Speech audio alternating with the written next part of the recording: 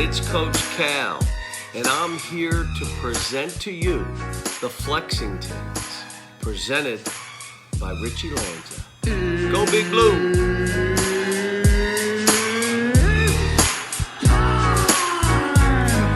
Saturday, November 4th.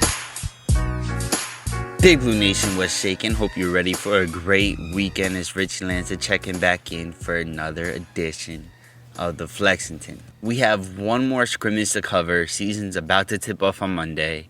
We got a season preview, a full season preview. We got some NBA news. We got some buzz around college basketball. And let's get into it. Of course, so on the 2nd, on Thursday night, we hosted Kentucky State, a Division II school that is a strong Division II school, but we just seen another example of how NIA schools are underrated, and some of them could honestly compete with D1 and definitely D2. To be honest, Georgetown College, they would have taken care of Kentucky State, right?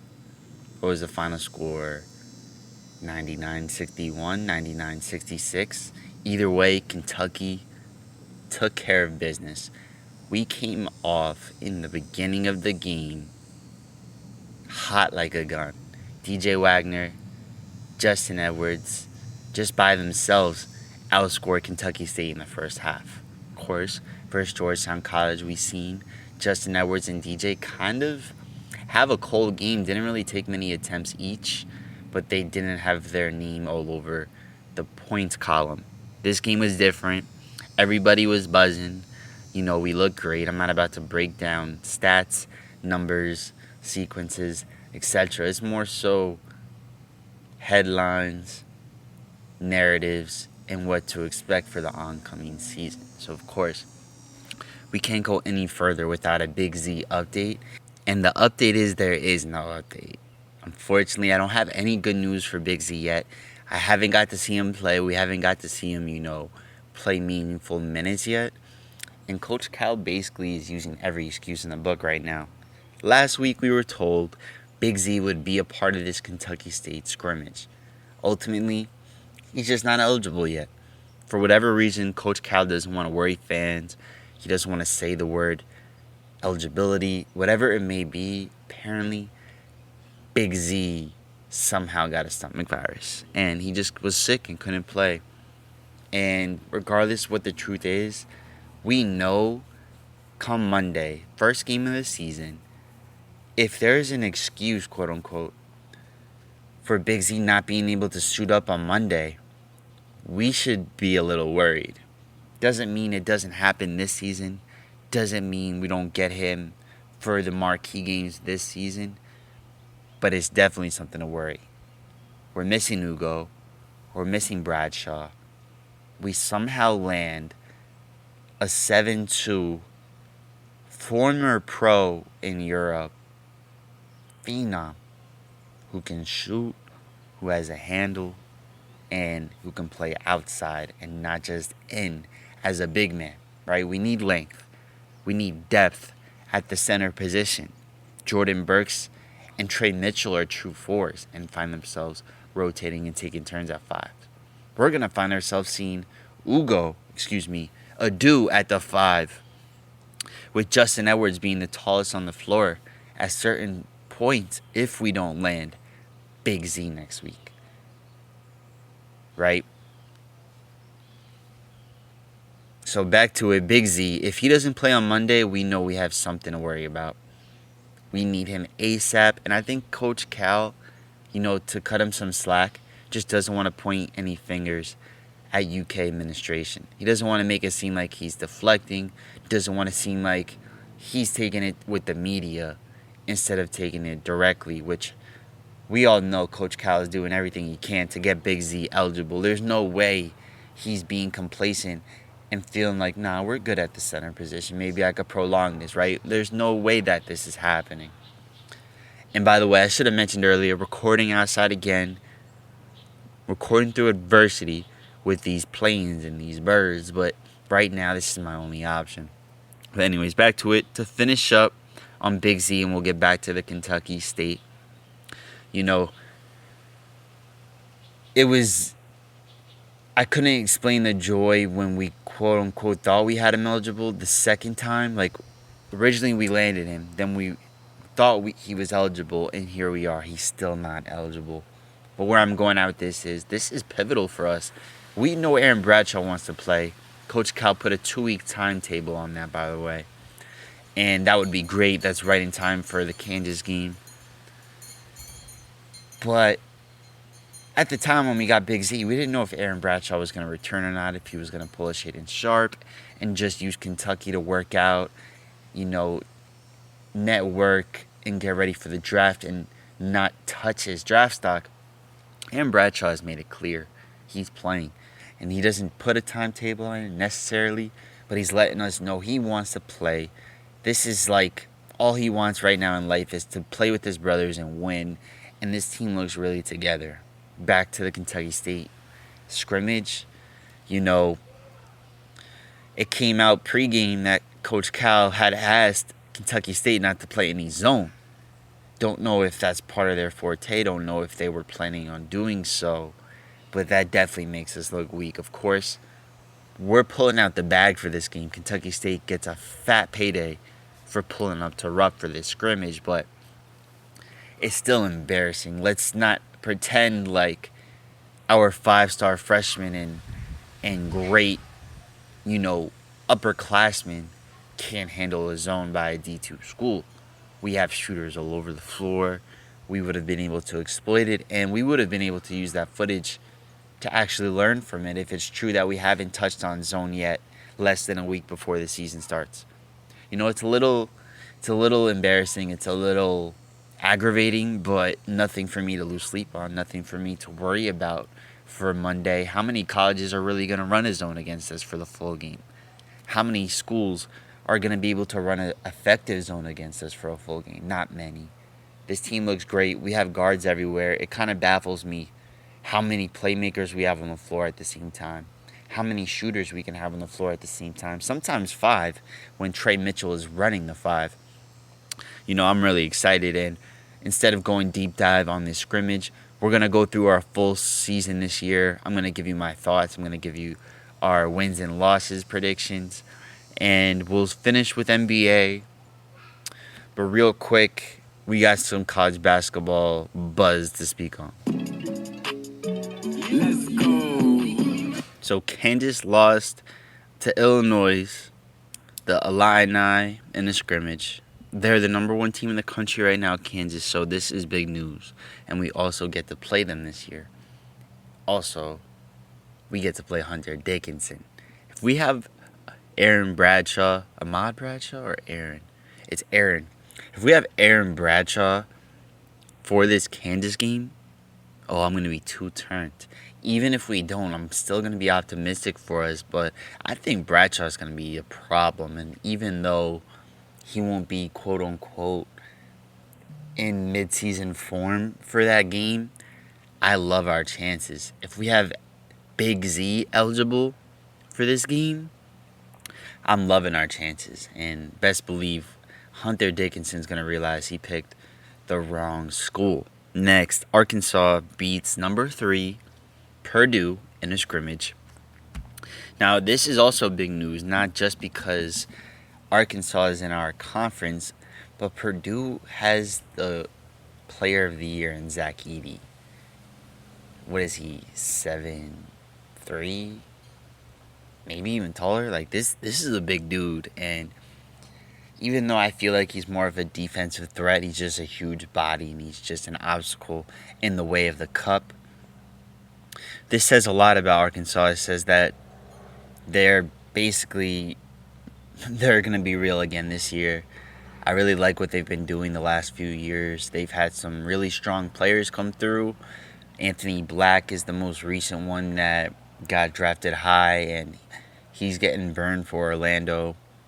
And, it's going to be a domino effect for this program. Sooner or later, unless their coach, goes somewhere else and takes a different job, Arkansas is going to start knocking on the door at a top 4, top 3 college with alumni in the league. And they're starting to really be a threat. And just a quick note on Arkansas. They're going to be real. We're going to be circling that one on our schedule. And after this last team that got embarrassed in the scrimmage that we're about to speak on, we're going to touch on the schedule. But next, U of L, University of Losses, takes another embarrassing loss to a D2 school a year after doing it last year to a different school in Kentucky Wesleyan. Shout out Ryan Lemon's alma mater. Took down U of L in the Yum Center. It's not looking good, y'all. It's not looking good. 4 wins last year, and you can't even get a free one. A free win before the season starts versus a D2 squad that you definitely should be able to walk all over. It's not looking good for KP, right? KP, have love for the guy. Don't know if he has the right situation. I mean, it seemed like there was some optimism at first that it could work out for him. But maybe he's better at being the number 2. Or maybe it's just too much of a pressure job. And he would have been better taking a job like, what's a good example off the top of my head? Like Oklahoma or Texas. Like Louisville is a top 7 college program in basketball history. And it's just a lot of pressure having no experience being a head coach and then taking that type of a job in a conference where you share with Virginia, UNC, Duke, Florida State, and each and every year there's a few sleeper teams in there. It's not the SEC, but it's just a tough gig to find success early on in a young head coaching career. And as much as I want KP to have success, inject this in my veins. Shout out U of L for just giving us some comedy before the season even starts. Hopefully you guys can win more than 4 games this year. I'm curious to what Vegas has them on the over-under this year on wins. And maybe we'll check that out. But next, we're about to touch on and preview our full 23-24 men's college basketball schedule.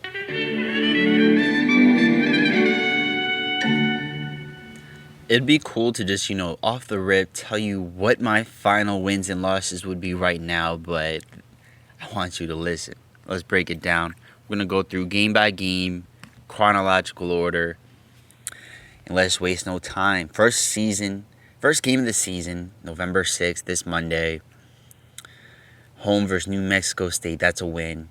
Next game, home versus Texas A&M Commerce, that's another win. Now, third game of the year, it's a banger. Champions Classic versus Kansas, it's a huge game. And, at the moment, I don't have the optimism that I should. We don't know if Aaron Bradshaw would be there. We don't know if Big Z will be eligible. We know we're going to be playing undersized, a little man down type. Vegas will have us as the dog. Of course, that day when we preview that game, I'm going to be believing in us. We'll see if I change my pick by then, but for now, I'm chalking this as a loss. I'm not trying to sound delusional, not trying to have too big of a head on this episode. Just keep the ball rolling. That's our first loss right there. Next, Stonehill, new D1 school. They're going to get washed by us. Next, St. Joseph's. This could be a good first half, competitive, but I just see us blowing them out the water. Same next game, November 24th in Marshall. Now next, I said 28th, I meant 24th. Next, November 28th is our next big test since the Kansas loss. Versus Miami. It's the first year of the ACC SEC Challenge. And as much as I want to say we're going to win this one, something's telling me we're losing this one. This team has most of their core returning. This will be only our second real opponent, Besides, Canada was exhibitions, but we really haven't played no one good besides Kansas at this point. And hopefully by then things are different. Our roster looks different, but this is all speculation on how we look right now and what we know right now. And unfortunately, our first annual ACC SEC Tournament Challenge, I have us losing to Miami U, to the U of M. And I live in South Florida. I am not trying to hear any of these fans talk crazy. Don't really know if I'll have to deal with that, though, because at the end of the day, that's another winnable game. I don't see that as an automatic loss. Unfortunately, it's just my second loss so far at this point. Next, we're in December. Second, UNC Wilmington. That's a win.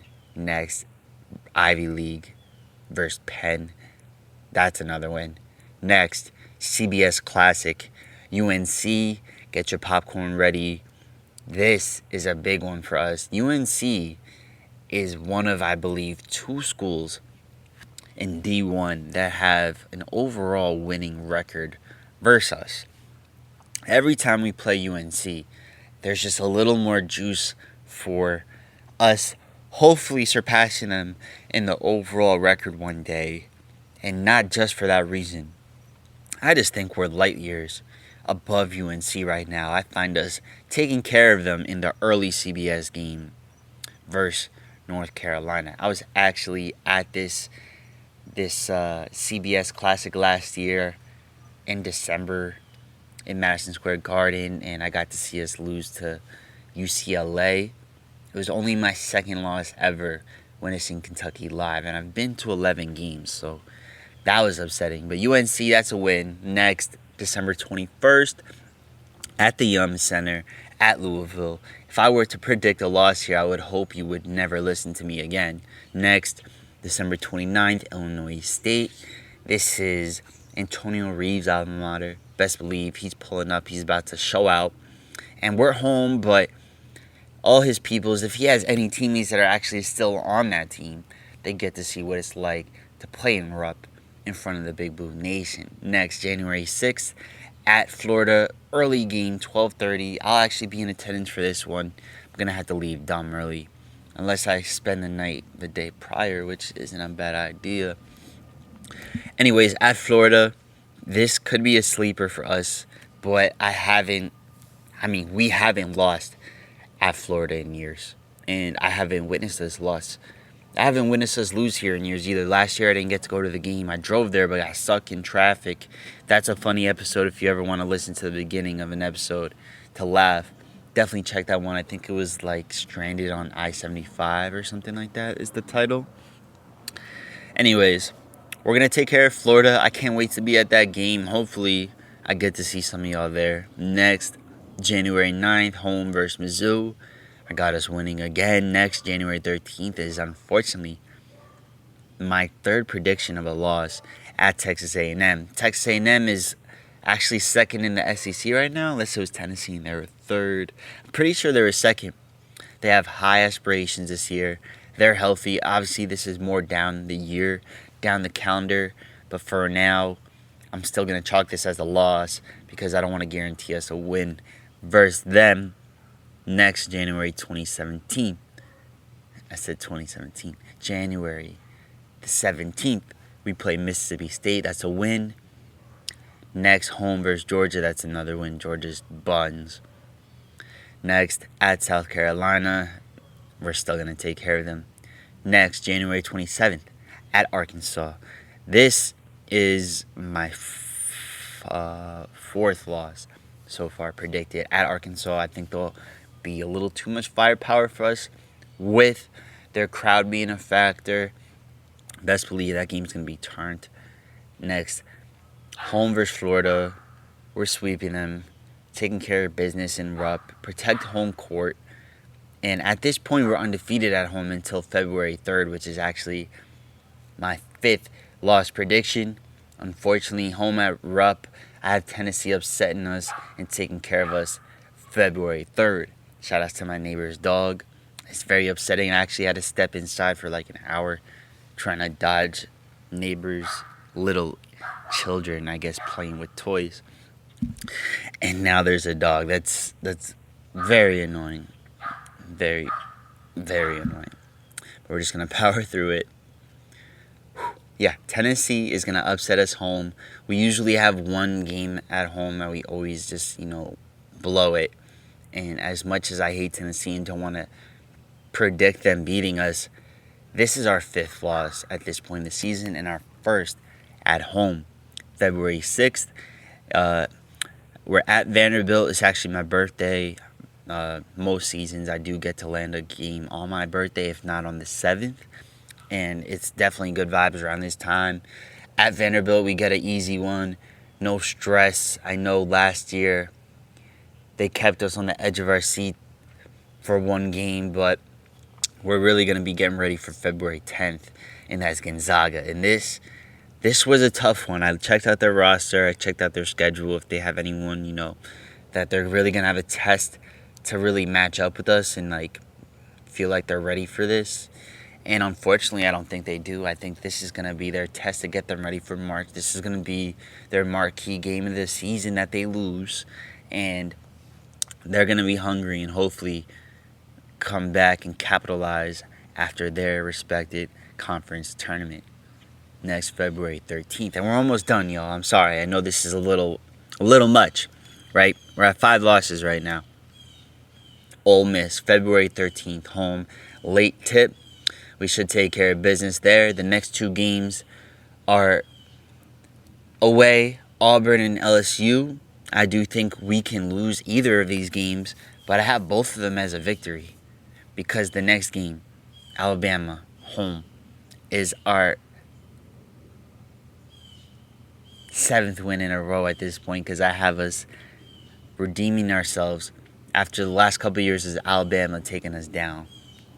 Next, February 27th at Mississippi State. This is a coin toss, but I have us winning again. I just think we have too much firepower. We have too many lottery picks. We have too many superior athletes on our team that are very capable of scoring. Defense, hopefully at this point of the year, which we're now in March, about to be in March, we're about to be hopefully clicking on both sides of the ball. Next, March 2nd. This is probably the last big game of the year. Obviously, I haven't said the last game of the year yet, which is not a small one. But this is game after my original predicted loss at Arkansas. We're home versus Arkansas this game. It's a Saturday, 1:30 tip. Different type of energy. Our crowd's going to show up. Like I said, we're on a 7-game winning streak. I have us extending to 8 and 9 and taking down Arkansas for the second time we versed them, protecting home court. And it's no secret, you heard me just say 8 and 9. March 6th, Vanderbilt is coming to Rupp, and we are not about to lose at home to Vandy. It's not happening, which leads us to our last game at Tennessee. As earlier I mentioned, they were our most recent and last predicted loss. Our 5th loss at Rupp. Tennessee upset us on February 3rd. We're coming back hungry. We're pulling up to Knoxville. We're getting ready for an SEC tournament, hopefully trying to push for a 1 or a 2 seed. And this game is going to be a must-win for us, assuming that, as normal, the SEC tournament will not do nothing for us. 26-5 will be our regular season schedule. Lock it in. Lock it in. And I understand it's almost impossible to bowl or pitch a perfect game here. But where I'm going at with this is there aren't many games that are, obvious that we can lose. A few of them. Most specifically, away SEC games are the most logical that we can lose that I stated that we would win. I do think it is possible instead of 5 losses, we finish with 6 or 7. But to be honest, a part of me thinks we could only finish with 2 or 3 also. It's from a 2 to 7 range. I think even though our big man situation isn't ideal, if we can somehow upset Kansas, it's going to be hard to beat us early on in the season. We're going to beat up on these non-conference teams. We're going to beat up on Louisville. I think UNC will be, whatever the spread is, we'll cover it. It might be a double-digit spread, and I really see us on another tier compared to UNC this year, right? Miami, Kansas, those are good losses. At A&M versus Tennessee and at Arkansas are also respected losses. They're all quad 1 losses, and we've had year after year for this cold streak of us getting a quad 3 or a quad 4 loss. I don't see that happening this year. I really don't. We have too many alphas, too many dogs, too many people that can go get a bucket, where if someone is cold like Antonio Reeves, we're not going to find ourselves just trying to feed the young man and trying to expect something different. Because that was type insanity last year, the way we went out in March. You know, Antonio was cold. We had Cason Wallace. We had Oscar. We had other guys that we could have fed the ball to and try to make something else work. And unfortunately, we just kept feeding the guy with a cold hand who only scored, I believe, once, which was like one of his last couple attempts in the second half. Anyways, let's move on. We're finishing up strong, and we're going to have a quick listen. This is the last episode before game day, right? Next episode will probably be on Monday, game day. If not, it'll be on Tuesday, but I do aspire for Monday. Ya no me enojo contigo, solo observo y pienso, me decepcionó y me alejo más de ti, porque yo ya no quiero sufrir, quiero ser feliz. To finish off on NBA, you know, we spoke on it last episode. Tyrese Maxey went complete bonkers last week, the first week of the NBA season. And as mentioned, James Harden was not with the team until the last game. He was on the bench. And we were saying Tyrese has a big opportunity this year, knowing that James Harden may in fact be traded. Well, he has in fact been traded. He got his wish. He got his destination in LA. Him, Paul George, Kawhi, Russell Westbrook, all LA natives are now part of the Los Angeles Clippers, with the richest owner, with a new stadium coming in town, with title aspirations, and I'm here for it. I know only Brandon Boston Jr. is the only cat affiliated with the Clippers right now, but that's all we need. We'll be speaking on the Clippers this year, best believe it. I'm not out here claiming that I think they can beat Denver, that they can beat LeBron, or they can beat the Suns, or whoever's the hot team in the West. We already know we're a Pro Kings podcast. There's also Steph Curry and the Warriors. It's not going to be an easy task for the Clippers. Where I'm going at with this is a huge move, right? We've seen plenty of super teams, but we've also seen Westbrook and Harden now work out in Houston already once.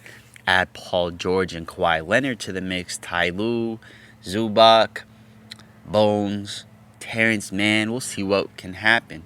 PJ Tucker took a trip to LA with Harden. He's basically taking that Marcus Morris role. Unless it was Markieff. My apologies. Shout out to Tyrese Maxey, though. After we recorded, it came out that he was indeed the Eastern Conference Player of the Week, and that is very high praise. We already know there's some great players in the Eastern Conference, and Tyrese outplayed all of them. Now, what's next for Tyrese? You tell me. Philly is in the same conference as Milwaukee and Boston. It looks like they're on another tier compared to the rest of the conference, but best believe Philly is the face of that number 2 tier, where the Knicks, the Cavs, maybe even the Nets, right now Miami, I don't want to speak on them. They're not looking like they're in that tier at the moment. They have time to catch up, though. But as I mentioned in past episodes, as a Heat fan, the aspiration for this season just out the window. Drew Holiday, Dame Lillard additions to Milwaukee and Boston just kind of gives me a different taste of what I want to go down this year. Is it worth taking a trip to Miami this year, going to a game, spending bread to watch us lose, or to even watch us win for a season overall that won't be memorable because Boston and or Milwaukee are just going to walk through the playoffs? Anyways, shout out to Tyrese. You get your flowers, young man. We're not going to speak on anyone else for the NBA right now. Wanted this to be a quick and easy listen.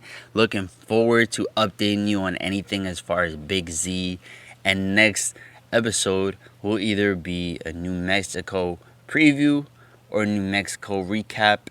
Either way, you'll get that recap. And I can't wait. It's time, y'all. It's time. 26-5. We're on a mission for 9. The SEC is stronger than ever. We may have up to 10 bids this year in the SEC alone, which is crazy. They have us ranked as the 4th best team in the conference, the 16th best team in the nation. Only the second time in Coach Cal's tenure that we were preseason ranked outside of the top 10. And 16 is actually the highest and the worst rank we've ever been ranked in the Cal era. Unfortunately, it makes no sense, but at the same time, it's because we have injuries, we have eligibility problems. Regardless, I feel bad for New Mexico because they're going to be the first team that officially gets stomped out and recorded versus, because Canada got a taste of us. We had our little Kentucky exhibition stint. It's time. We're ready. It's time for the real deal. And if we don't have no Big Z, we already know Trey Mitchell and Jordan Burks are ready for the task. And these will be topics we'll be speaking on Monday.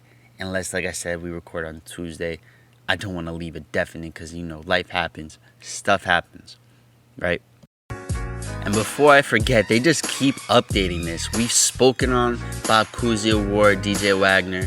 We've spoken on the Kareem Abdul-Jabbar Award with Aaron Bradshaw being a member. We've spoken on the Julius Erving Award with Justin Edwards being a member. And now, Antonio Reeves on the Jerry West shooting guard list. We have 4 of our 5 starters, contenders for being the best in their respective position in the nation. It's Richie Lanza checking out. Let's go, Cats.